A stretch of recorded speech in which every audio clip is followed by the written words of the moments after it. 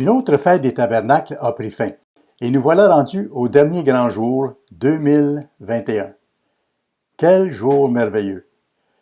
Ce dernier jour saint est sûrement le préféré de plusieurs membres de l'Église, en raison de ce qu'il signifie concernant nos amis, nos parents et les personnes dans le monde que nous ne connaissons pas. Beaucoup de gens, même dans l'Église, ont du mal à saisir le sens de certaines choses qu'ils lisent dans l'Ancien Testament en essayant de comprendre la pensée de Dieu. Par exemple, nous lisons que des villes entières ont été détruites, des nations ont été anéanties, et c'est Dieu qui a ordonné leur destruction. En fait, il a exterminé l'ensemble des êtres vivants à l'époque de Noé, et plus tard, les gens de Sodome, de Gomorrhe et des villes de la plaine. On peut donc se demander quelle valeur Dieu accorde-t-il à la vie d'un être humain? La vie a-t-elle peu de valeur pour Dieu? Parmi les messages donnés en ce dernier grand jour, nous allons voir que la vie humaine n'est pas sans valeur pour Dieu. Au contraire, elle est précieuse à ses yeux, et dans ce sermon, je vais mettre en perspective la perte des vies permises ou même provoquées par notre Créateur au fil du temps. Comme le Dr Douglas Winnail nous le rappelle souvent, nous devons considérer la vue d'ensemble, la grande perspective. Commençons par le premier chapitre de la Genèse et lisons le verset 26. C'est le chapitre de la création, comme on l'appelle, lorsque Dieu a renouvelé la surface de la terre et y a créé la vie une fois de plus. Dieu dit, « Faisons l'homme à notre image, selon notre ressemblance. » L'homme n'a donc pas été créé comme le bétail, les poissons de la mer, les oiseaux du ciel. Il a été créé d'une manière très spéciale, à l'image et à la ressemblance de Dieu. Cela devrait nous faire prendre conscience que nous sommes dans une catégorie à part. Nous sommes différents de tous les animaux. Nous ne sommes pas une sorte d'animal supérieur. Oui, nous avons une existence animale, pourrait-on dire une existence physique et chimique temporaire, mais nous ne sommes pas comme les animaux, qui n'ont pas le potentiel de l'homme. Dieu créa donc l'homme à son image selon sa ressemblance. Et qu'il domine sur les poissons de la mer, sur les oiseaux du ciel, sur le bétail, sur toute la terre et sur tous les reptiles qui rampent sur la terre. Dieu a fait hommes et femmes selon sa volonté, un plan merveilleux que le monde d'aujourd'hui veut confondre et mélanger au point que le mot homme ou femme est censuré dans certains cas. C'est triste de voir la direction que prend notre monde, mais c'est ainsi que Dieu nous a créés, selon un dessein précis, dans le but ultime que nous devenions comme lui, des fils et des filles de notre Créateur. Nous lisons toutefois dans le 3e chapitre que l'homme a choisi de déterminer lui-même le bien et le mal au lieu de se fier à la parole de Dieu. Nous lisons au verset 2 du chapitre 3. La femme répondit au serpent, « Nous mangeons du fruit des arbres du jardin, mais quant au fruit de l'arbre qui est au milieu du jardin, Dieu a dit, vous n'en mangerez point et vous n'y toucherez point, de peur que vous ne mouriez. » C'est le choix qu'ils devaient faire. Mais Adam et Ève ont choisi le mauvais arbre, même si Dieu leur avait dit que la mort en résulterait. Cela ne se produirait pas nécessairement le jour même, bien que ce soit le cas dans un sens plus large, où un jour équivaut à 1000 ans. Mais le jour de leur mauvais choix, ils se sont placés sous la peine de mort. Le serpent dit à la femme, « Vous ne mourrez point, mais Dieu sait que le jour où vous en mangerez, vos yeux s'ouvriront, et que vous serez comme Dieu, connaissant le bien et le mal. » Vous serez capable de déterminer vous-même ce qui est bien et ce qui est mal. Nous savons que l'humanité a choisi la mauvaise direction. Ève a été trompée par le serpent. Adam ne l'a pas été. Il était faible, il a cédé à sa femme et le résultat final a été qu'ils ont été chassés du jardin et que la mort en a résulté depuis lors. Nous en arrivons au 6e chapitre du livre de la Genèse, le livre des commencements. Nous n'avons pas besoin d'aller très loin. Nous voyons l'époque où le monde était arrivé à un tel état de péché que Dieu, dans sa miséricorde, a effacé toute vie, à l'exception de Noé et de sa famille. 8 personnes. Nous allons lire quelques versets. Le premier est le verset 11. La terre était corrompue devant Dieu, La terre était pleine de violence. Nous voyons que notre monde actuel est rempli de violence. Hier encore, au moment où j'ai écrit ces lignes, 9 personnes ont été tuées, en plus du tireur, à San Jose, en Californie. Et lorsque je me préparais pour une présentation du Monde de demain, le 5 avril dernier, il y avait déjà eu plus de 140 meurtres par arme à feu aux États-Unis. Des situations où 4 personnes ou plus avaient été blessées ou tuées. Pensez-y. Du 1er janvier au 5 avril, c'était 142, si je me souviens bien, ou 140 meurtres qui ont eu lieu. Et depuis lors, nous avons eu plusieurs autres tueries de masse, impliquant 4 personnes ou plus, abattues ou blessées, à la suite d'une violence armée.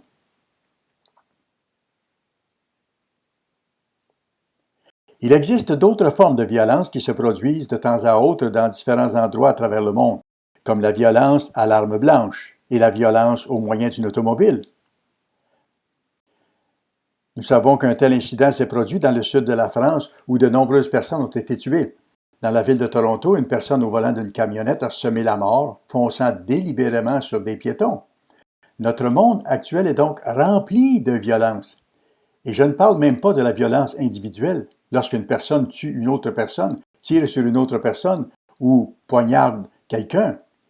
Toutes sortes de violences se produisent dans notre monde aujourd'hui. Il dit aussi au verset 5 que l'Éternel vit que la méchanceté des hommes était grande sur la terre et que toutes les pensées de leur cœur se portaient chaque jour uniquement vers le mal. Nous voyons la pornographie, nous voyons la violence, nous voyons le sexe présenté à la télévision d'une manière qui ne devrait vraiment pas être présenté du tout. Nous constatons aujourd'hui que tous les comportements humains sont continuellement et totalement mauvais. C'était ainsi avant le déluge. Or, Dieu nous dit qu'il en sera de même lorsque le Christ reviendra. Nous pouvons le lire au 17e chapitre de Luc. Ce serait comme au jour de Noé, avant le déluge. Ce serait comme au jour de Lot. Et quand nous regardons autour de nous, nous voyons que c'est exactement ce qui se passe. Nous devons en conclure que c'est l'homme qui a dévalorisé la vie. La preuve de cela se trouve dans le 4e chapitre de la Genèse, où nous constatons qu'au tout début, avant même le déluge, la violence avait déjà commencé. Nous y lisons que Caïn a assassiné son frère Abel. Je ne lirai pas tout pour l'instant, je pense que nous le connaissons tous. Caïn a tué Abel. Il a assassiné son frère, son propre frère, pensez-y. Quelle chose terrible! Ce fut le tout premier meurtre, bien que nous sachions que Satan était un meurtrier dès le début. Son intention était de tuer, de détruire toute l'humanité. Nous voyons qu'il s'agit là de la véritable origine du meurtre et de la violence, et nous en voyons beaucoup dans notre monde aujourd'hui. Autre exemple de violence, l'avortement. De nos jours, l'endroit le moins sûr pour un bébé est le ventre de sa mère. C'est une terrible tragédie, pas seulement ici aux États-Unis, au Canada ou au Royaume-Uni, mais dans d'autres parties du monde. Le Japon, la Chine, l'Inde.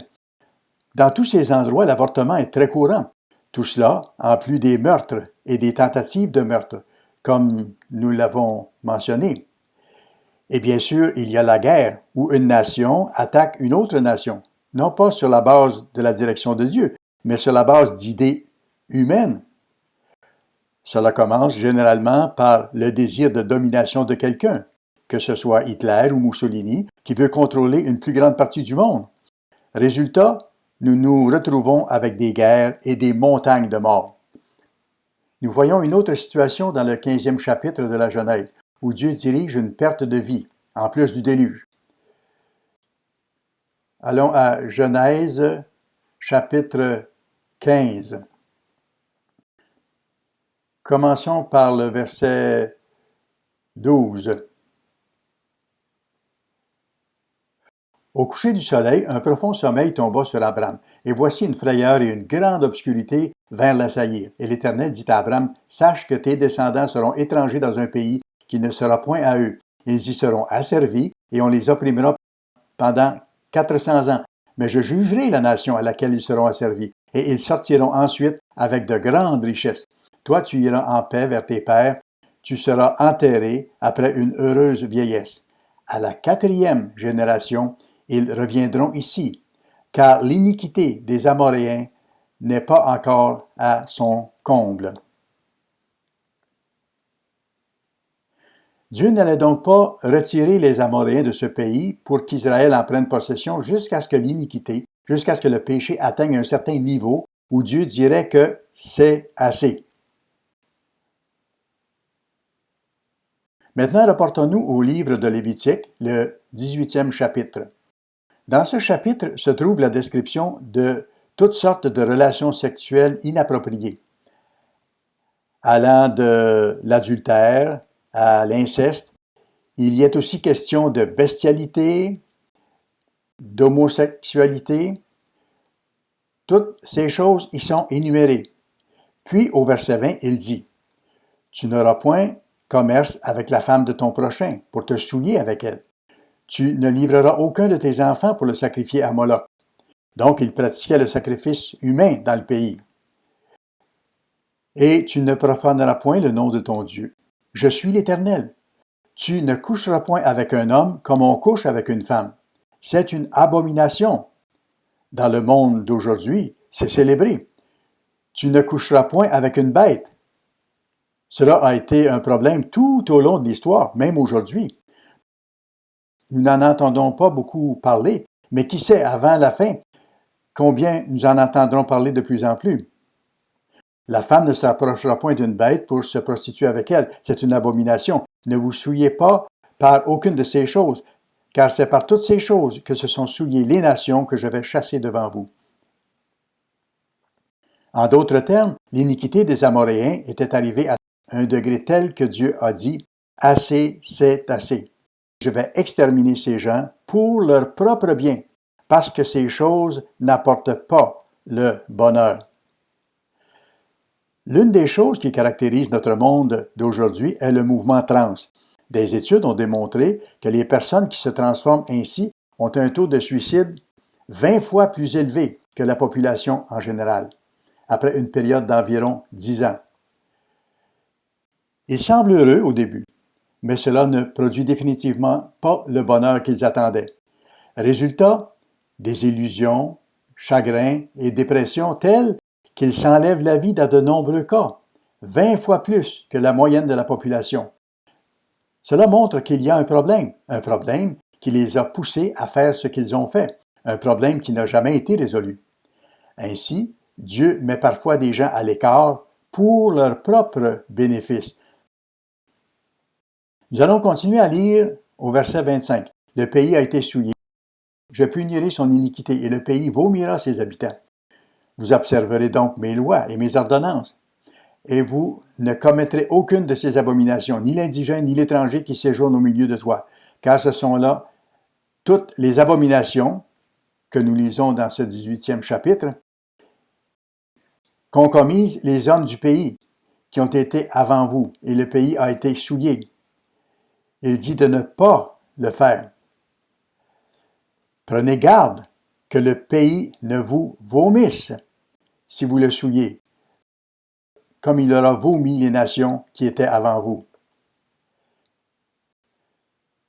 Dans notre monde occidental, dans les nations israélites surtout, nous allons dans cette même direction, où Dieu va nous vomir de la terre à cause de nos péchés, tout comme il a éliminé ces individus.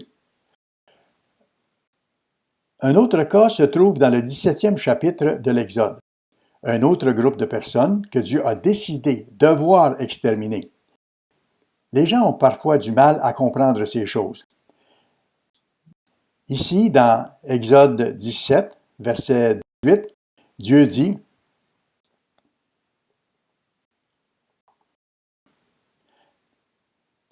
Amalek vint combattre Israël à Réphidim. Alors Moïse dit à Josué, « Choisis-nous des hommes, sors et combat Amalek. » C'est Amalek qui avait lancé l'attaque.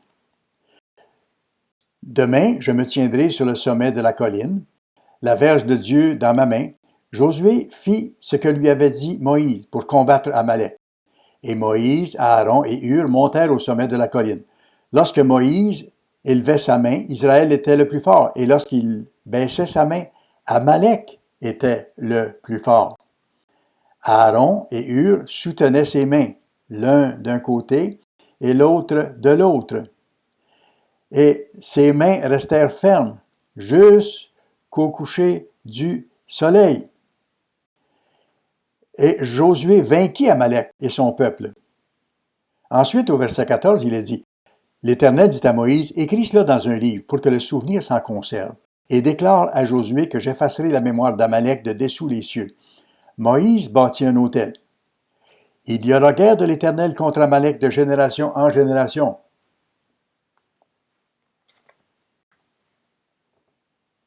De génération en génération. Pour certaines personnes, c'est difficile à comprendre. Pourquoi Dieu ferait-il la guerre à ces gens de génération en génération et pourquoi dirait-il qu'il va les exterminer?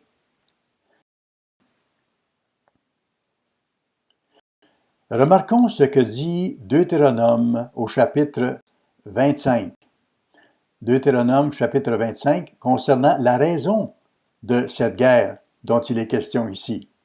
Regardons ce que dit le verset 17. Souviens-toi de ce que te fit Amalek pendant la route, lors de votre sortie d'Égypte, comment il te rencontra dans le chemin, et sans aucune crainte de Dieu, tomba sur toi par derrière, sur tous ceux qui se traînaient les derniers pendant que tu étais là et épuisé toi-même. En d'autres termes, ceux qui étaient les plus faibles, peut-être ceux qui avaient des enfants en bas âge, ceux qui étaient peut-être plus faibles à cause de l'âge, des personnes âgées qui traînaient un peu de l'arrière, comme cela arrive souvent lorsque vous voyagez en groupe. Et voici, Amalek. Il n'attaque pas les forts, il attaque les faibles à l'arrière. Il te rencontra dans le chemin et sans aucune crainte de Dieu tomba sur toi par derrière, sur tous ceux qui se traînaient les derniers pendant que tu étais là et épuisé toi-même. Verset 19. Lorsque l'Éternel ton Dieu, après t'avoir délivré de tous tes ennemis qui t'entourent, t'accordera du repos dans le pays que l'Éternel ton Dieu te donne en héritage et en propriété, tu effaceras la mémoire d'Amalek de dessous les cieux. Ne l'oublie pas. Plus tard, nous avons l'exemple de Saül épargnant certains des Amalécites que Dieu avait dit d'exterminer, hommes, femmes et enfants. Parfois, nous pensons, pourquoi Dieu exterminerait-il les enfants? Eh bien, regardez notre monde aujourd'hui. Amalek est toujours présent. Regardons l'Iran actuel, avec sa double personnalité. Il y a là des Perses et des Amalécites. Dans l'histoire d'Esther, Aman, qui était un Amalécite, voulait détruire tous les Juifs. Et nous avons encore des individus dans cette partie du monde aujourd'hui qui veulent le faire. Et cela va de génération en génération. Si Israël avait fait ce que Dieu lui avait dit à l'époque, une grande partie des problèmes que nous connaissons au Moyen-Orient ne se poseraient pas aujourd'hui. Nous avons parfois tendance à penser que nous connaissons mieux que Dieu. Mais Dieu connaissait la personnalité en cause.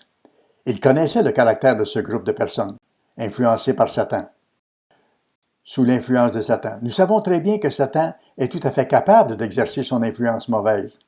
C'est intéressant de lire l'histoire vraie du livre « Jamais sans ma fille ». Le livre est mieux que le film. On y voit qu'il y a une puissante influence spirituelle dans la Perse, en Iran. Alors que la moitié du pays, ou une partie, un grand nombre de personnes, sont très pro-occidentales, comme l'était le Shah d'Iran, vous avez cet autre groupe de personnes, comme l'Ayatollah Khomeini, un Amalécite apparemment, selon son nom et son caractère. Ces gens ont détesté Israël, pas seulement les Juifs, mais aussi les États-Unis, qu'ils voient comme le grand Satan. C'est quelque chose que nous devons comprendre. Le caractère des gens sans l'influence de Dieu, mais sous l'influence de Satan le diable. Lorsque cette influence sera enlevée, tout deviendra très différent. Mais pour l'instant, c'est ce qui se passe. Alors, Dieu est-il injuste en éliminant certaines de ces personnes ou en commandant à son peuple de les éliminer à l'époque? Nous savons que nous ne faisons pas cela aujourd'hui dans notre monde, que nous avons un appel différent. Nous avons été appelés pour prêcher l'Évangile du royaume de Dieu au monde entier. Nous n'avons pas été appelés à transformer ce monde. Nous ne sommes pas une nation qui a dû se protéger comme le petit Israël l'a fait. Maintenant, en tant que nation, que ce soit la Grande-Bretagne, le Canada ou les États-Unis, oui, nous sommes des nations physiques qui ont parfois à se défendre. Et Dieu a combattu pour nous. Il nous a permis de subir certaines des conséquences de nos péchés. Mais jusqu'à présent, il nous a protégés en général. Mais cela va prendre fin à un moment donné, dans un avenir très proche, en raison de la façon dont nous vivons. Mais ce ne fut jamais le désir de Dieu de détruire la vie humaine. Pour Dieu, la vie humaine est précieuse. Remarquez ce que dit le chapitre 10 du livre de Matthieu, au verset 28.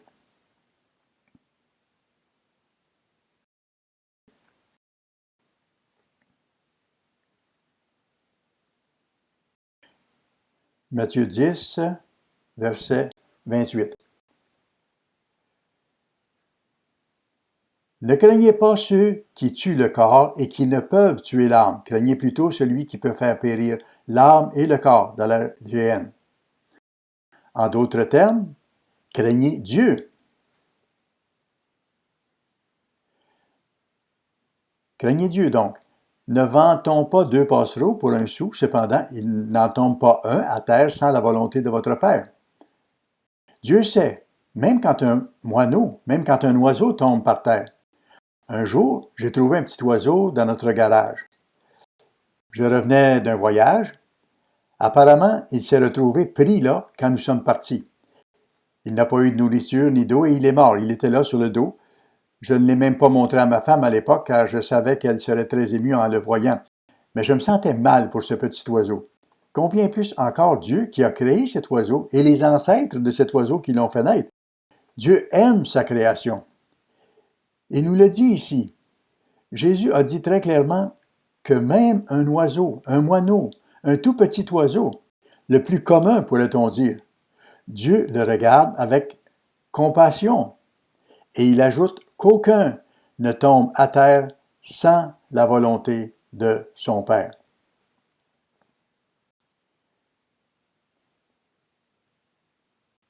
Et même vos cheveux sont tous comptés. Dieu est capable de compter les cheveux de notre tête. Je ne sais pas s'il a un registre actif pour chaque individu, mais si quelqu'un demandait combien de cheveux une personne a, il pourrait vous le dire.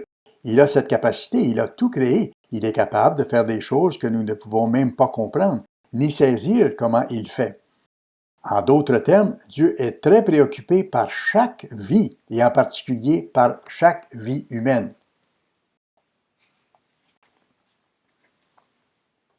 Il dit au verset 31, « Ne craignez donc point, vous valez plus que beaucoup de passereaux. » Et il continue en expliquant certaines choses à partir de là. Mais le fait est que nous avons plus de valeur que beaucoup de moineaux, beaucoup de moineaux, pourrait-on dire. Qui sait combien il en faudrait? Mais en fait, en d'autres termes, nous avons plus de valeur que n'importe quel moineau, n'importe quel oiseau ou tous les oiseaux réunis. Reportons-nous à Ézéchiel 33, verset 11.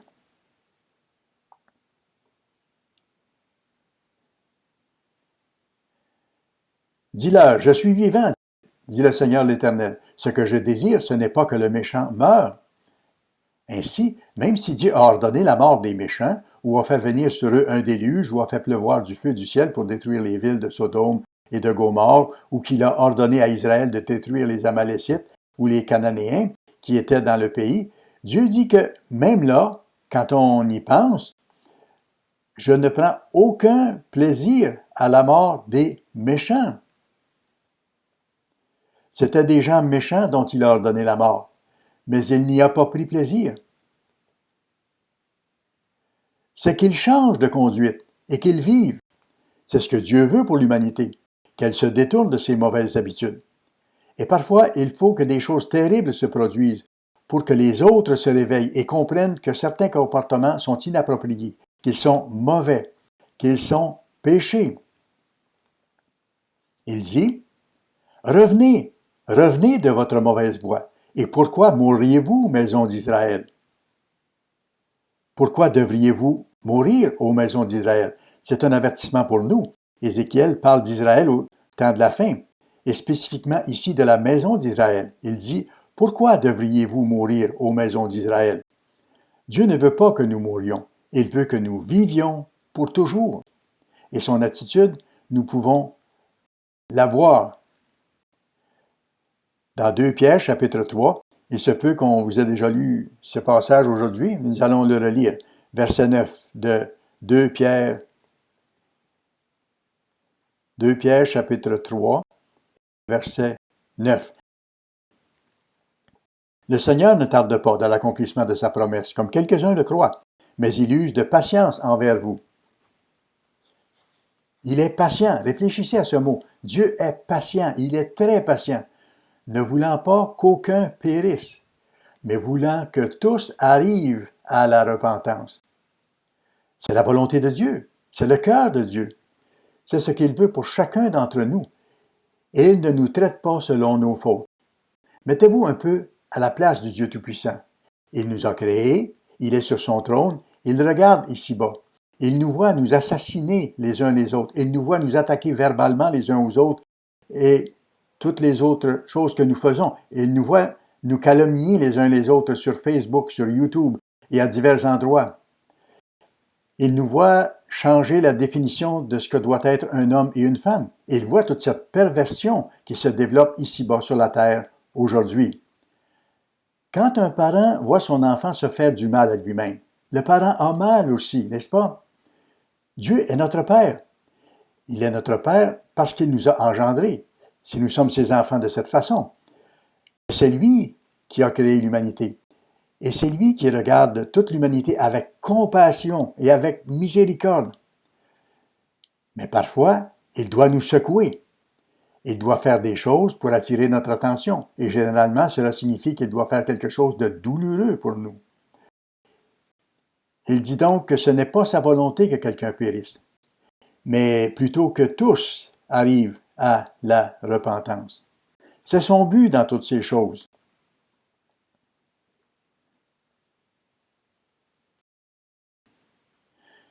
Je sais que le monde utilise Jean 3, verset 16 d'une manière qui n'est vraiment pas correcte.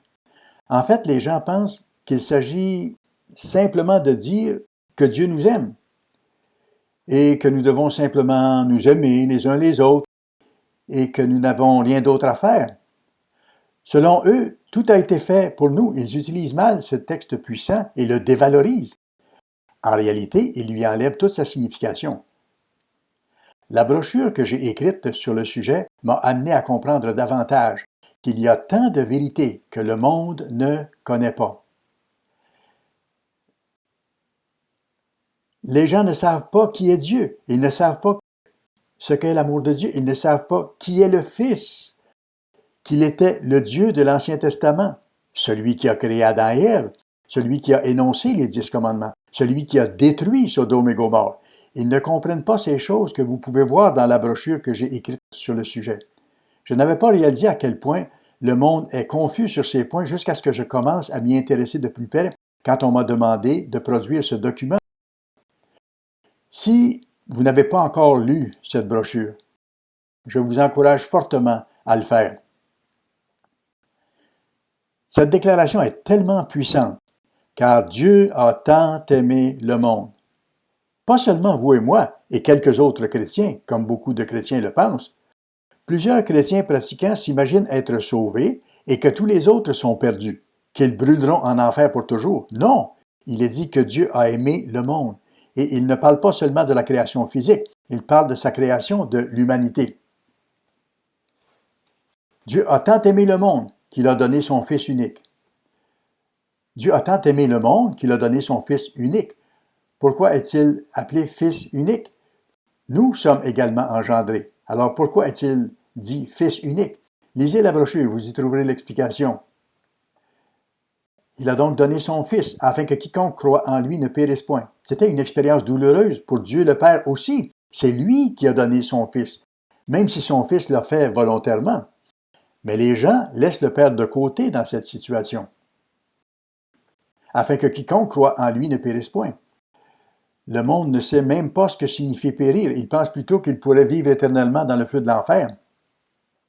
Mais qu'il ait la vie éternelle, c'est pourquoi il a donné son Fils, comme sacrifice, pour que nous-mêmes et le monde entier puissions avoir la possibilité d'accéder un jour à la vie éternelle. La vie éternelle. Quand vous pensez à cette vie, même si vous vivez jusqu'à 100 ans, ce n'est rien en comparaison de l'éternité.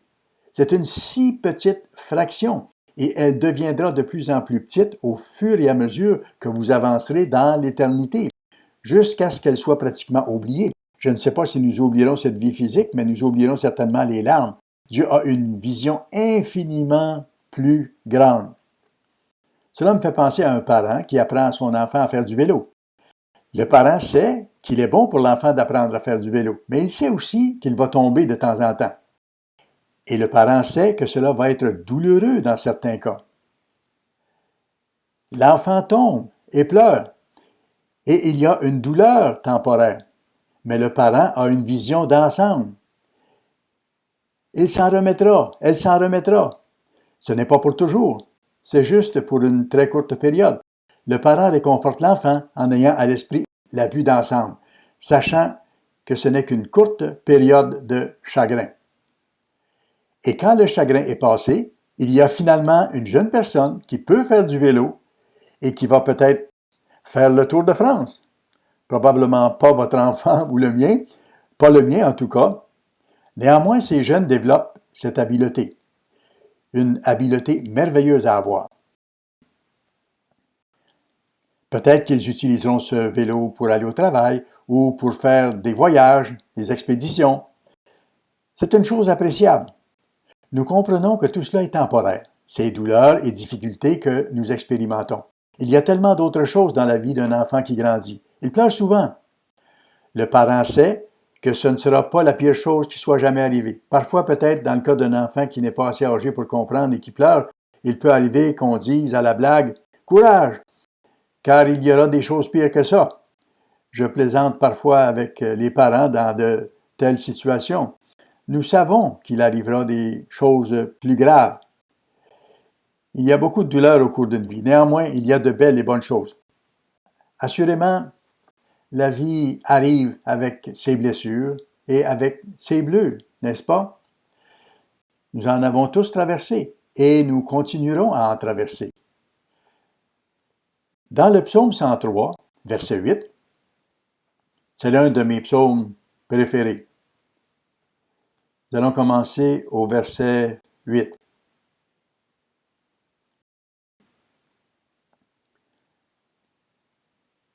L'Éternel est miséricordieux et compatissant. Et cela remonte vraiment au 34e chapitre de l'Exode, quand Moïse voyait le dos de Dieu et qu'il proclamait le nom de l'Éternel. L'Éternel est miséricordieux, il est compatissant.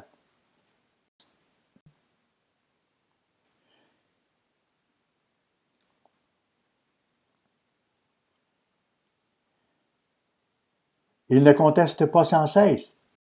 Il ne garde pas sa colère à toujours. La colère de Dieu ne sera pas toujours sur nous. Il ne nous traite pas selon nos péchés. Vous savez, si Dieu traitait avec nous selon nos péchés, boum, nous serions morts dès que nous aurions péché. Il ne nous punit pas selon nos iniquités.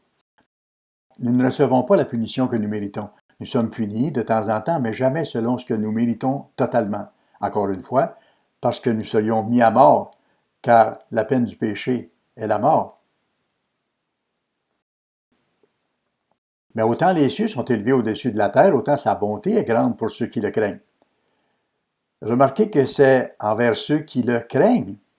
Autant l'Orient est éloigné de l'Occident, autant il éloigne de nous nos transgressions. Pensez-y, d'est en ouest, aussi loin que vous puissiez aller, c'est jusqu'où il a éloigné de nous nos transgressions. Ces points cardinaux ne se rencontrent jamais, l'est et l'ouest. C'est toujours de plus en plus loin, un pas plus loin encore. C'est à ce point qu'il a éloigné de nous nos transgressions. Comme un père a compassion de ses enfants, l'Éternel a compassion de ceux qui le craignent. Car il sait de quoi nous sommes formés. Il se souvient que nous sommes poussière. Il sait comment nous sommes faits. Il connaît l'influence de Satan sur nous et sa puissance. L'homme, ses jours sont comme l'herbe, il fleurit comme la fleur des champs.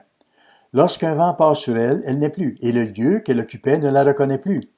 Mais la bonté de l'Éternel dure à jamais pour ceux qui le craignent. Ceux qui respectent Dieu et qui l'honorent. Et sa miséricorde pour les enfants de leurs enfants, pour ceux qui gardent son alliance et se souviennent de ses commandements afin de les accomplir.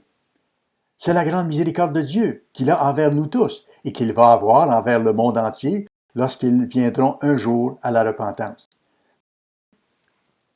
Le livre de Jonas est très instructif. Je pense que c'est un cas intéressant, quelque chose que tout le monde connaît apparemment. Je sais que ce n'est pas le cas de tout le monde et que plus nous avançons dans ce monde, moins les gens comprennent vraiment. S'ils allaient voir le film sur Jonas, c'est une abomination.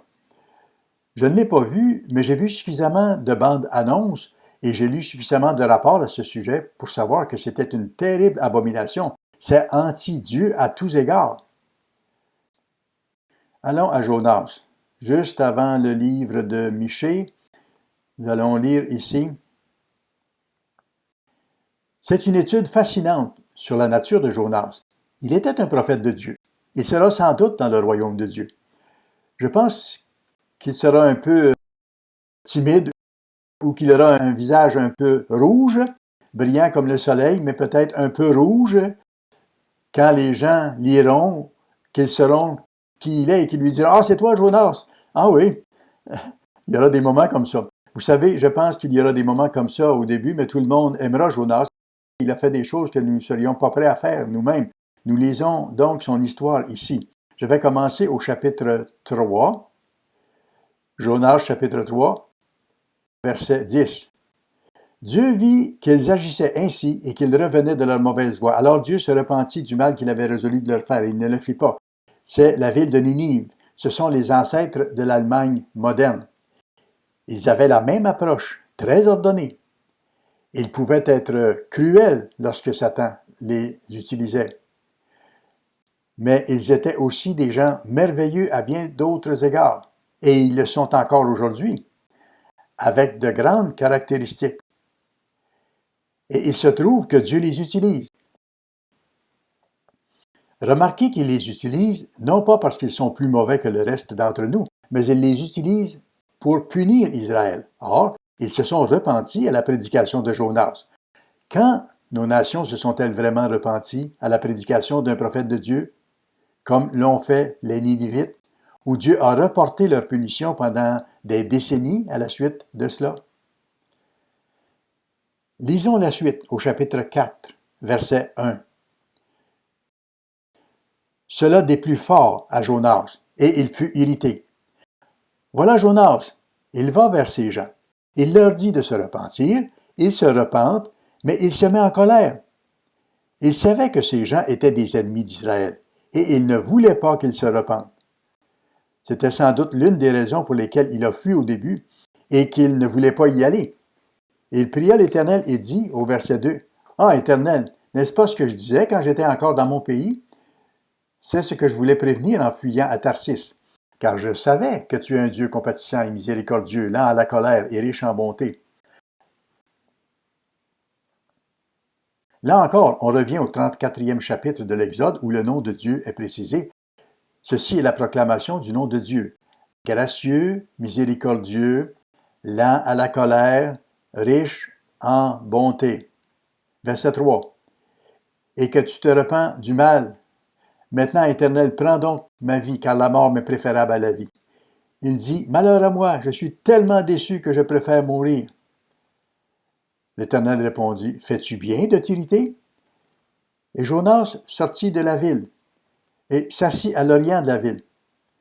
Là, il se fit une cabane et s'y tint à l'ombre jusqu'à ce qu'il voie ce qui arriverait à la ville. L'Éternel Dieu fit croître un ricin qui s'éleva au-dessus de Jonas pour donner de l'ombre à sa tête et pour lui ôter son irritation. Jonas éprouva une grande joie à cause de ce ricin.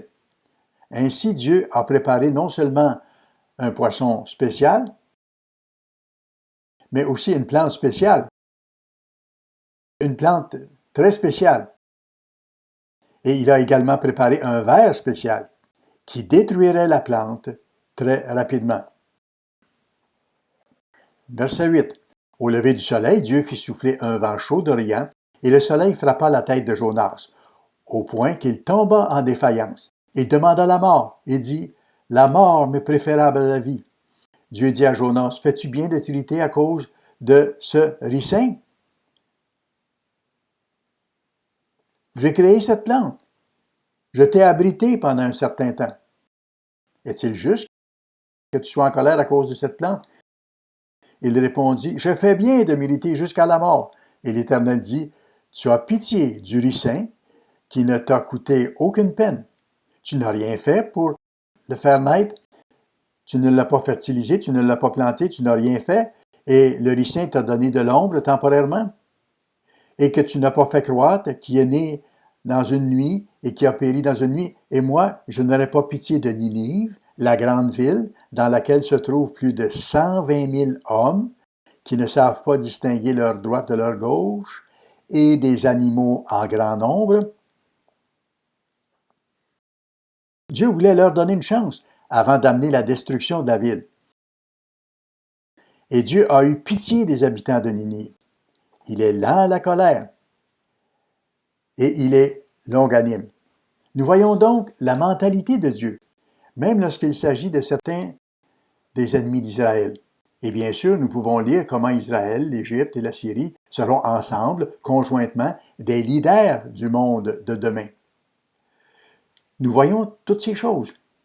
Dieu ne hait pas dans le sens où nous pensons qu'il hait les gens. Il est écrit qu'il a aimé Jacob et haï Ésaü. Cela veut simplement dire aimer à un degré moindre par comparaison. Cela ne veut pas dire que Dieu a radié ces gens pour toujours. Dans le chapitre 8 de l'Épître aux Romains, allons à Romains, le chapitre 8, et nous allons commencer à lire au verset 14. Nous sommes très familiers avec ce passage.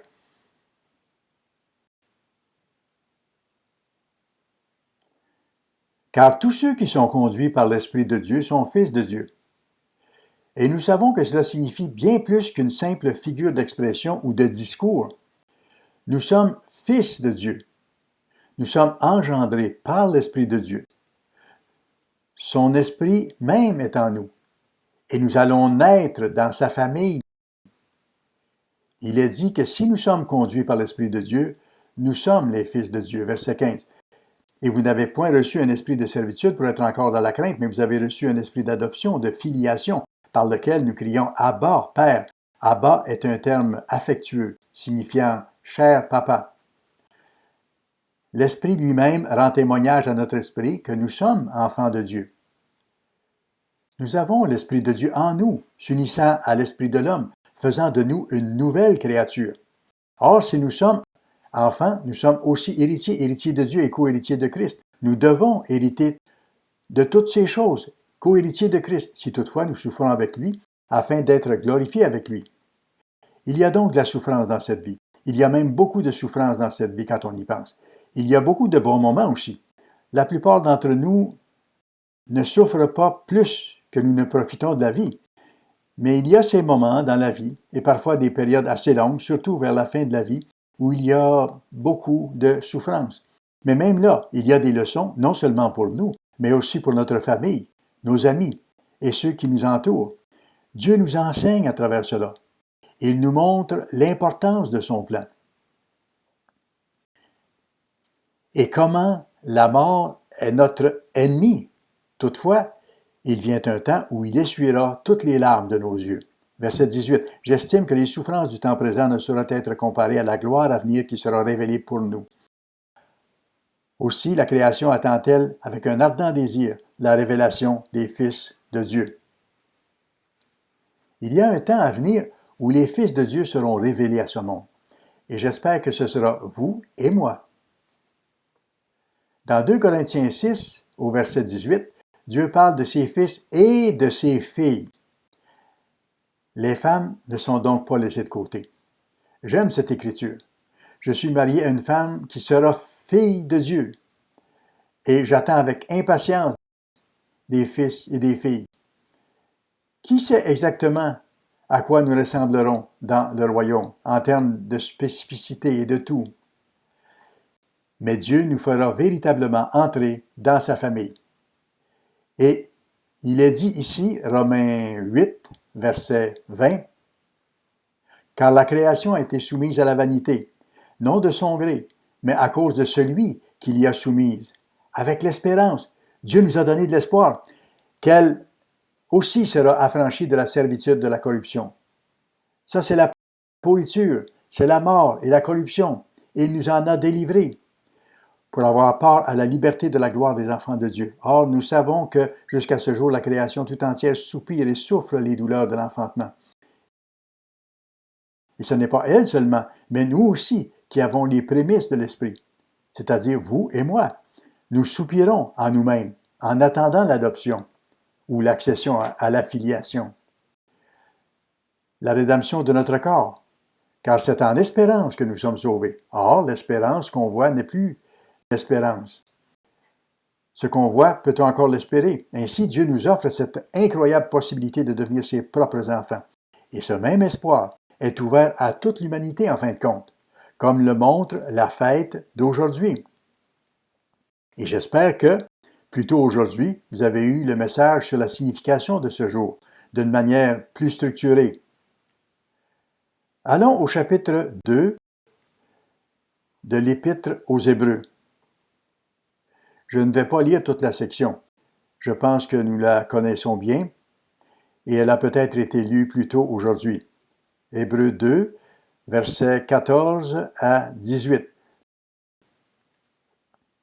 Ainsi donc, puisque les enfants participent au sang et à la chair, c'est-à-dire vous et moi, participant à cette chair physique et à ce sang, il y a également participé lui-même afin que, par la mort, il rende impuissant celui qui avait la puissance de la mort, c'est-à-dire le diable. Donc, Jésus s'est fait chair et sang. Notre Créateur s'est dépouillé de sa substance et il est descendu ici-bas en tant que simple être humain. Ainsi, il délivre tous ceux qui, par crainte de la mort, étaient toute leur vie retenus dans la servitude. Car assurément, ce n'est pas à des anges qu'il vient en aide, mais c'est à la postérité d'Abraham. L'humanité est une création très spéciale.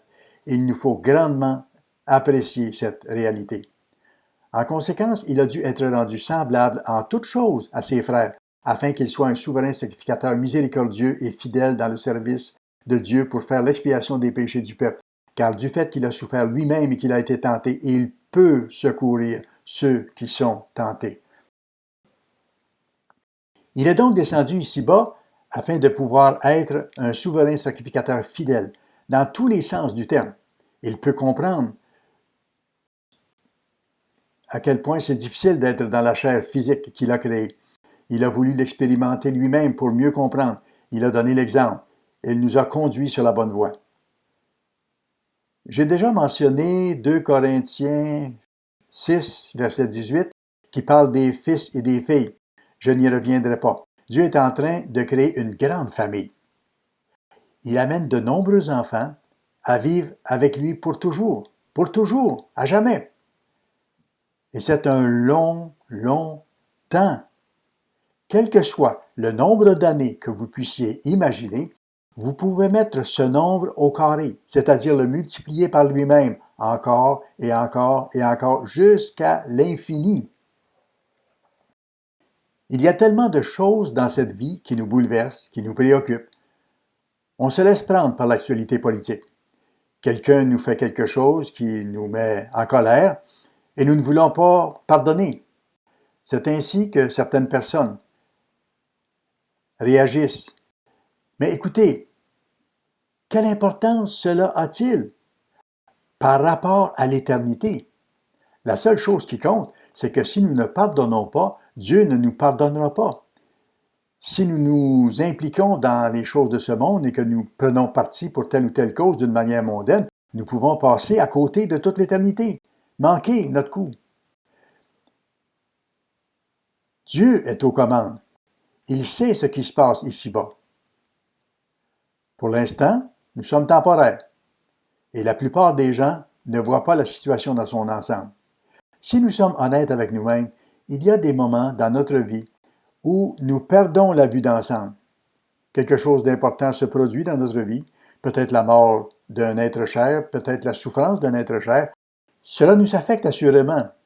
Et nous sommes émotifs, nous devons l'être, mais nous devons toujours garder la vue d'ensemble. Il y a une perspective globale bien plus grande que tout ce qui se passe ici sur cette terre, que n'importe quel événement, que n'importe quelle guerre mondiale ou autre. Il y a une plus grande perspective au-delà de cela. Comme nous l'avons vu, Dieu ne prend aucun plaisir à la mort des méchants. Il est gracieux, miséricordieux, indulgent et compatissant. Ce jour nous rappelle que ceux qui meurent sans avoir eu l'esprit ouvert, au cours de l'époque actuelle, font toujours partie du plan de Dieu. Selon ce plan, ils seront ramenés à la vie pour avoir une chance, pour être appelés. Pas une seconde chance, mais une première occasion de comprendre. En d'autres termes, si nous rejetons Dieu, quand nous savons vraiment de quoi il s'agit, et que nous avons eu l'occasion de connaître la vérité, de vivre selon la vérité, et que nous la rejetons, il n'y a pas de seconde chance, comme il nous est dit plusieurs fois dans le livre aux Hébreux. Mais nous parlons de personnes dont l'esprit n'a jamais été ouvert par Dieu. Il va ouvrir leur esprit et il va leur donner leur chance. Ils vont revivre. C'est ce que représente ce jour d'aujourd'hui. Ceux qui sont morts pendant le déluge de Noé vont être ramenés à la vie pour découvrir ce qu'est la grande perspective du plan divin.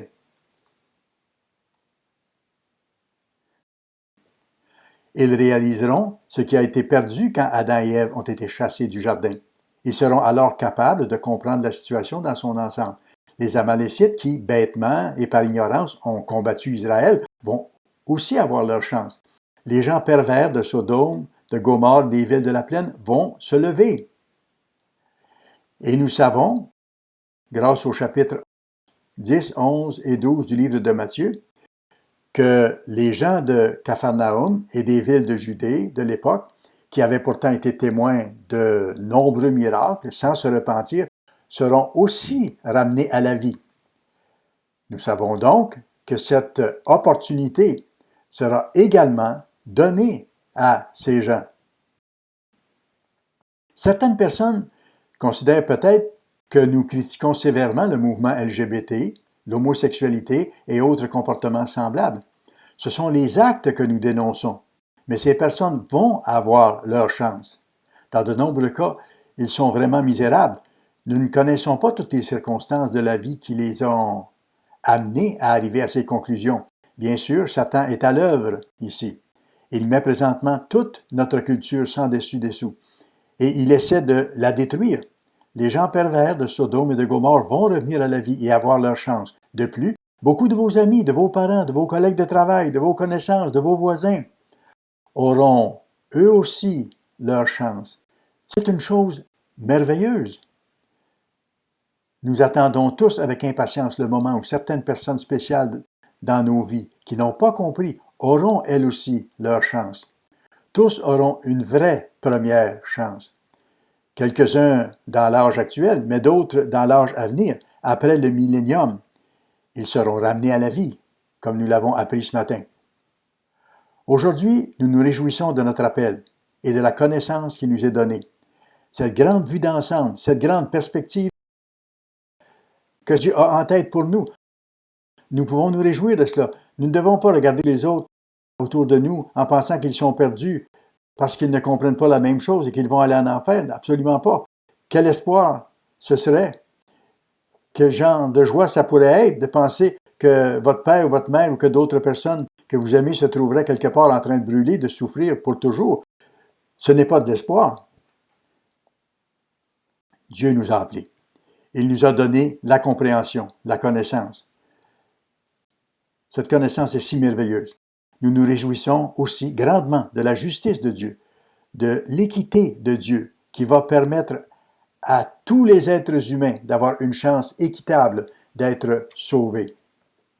Quand il va donner à tous ceux qui ont vécu la même possibilité que nous de vivre pour l'éternité. Voilà ce que représente réellement le dernier grand jour que nous célébrons.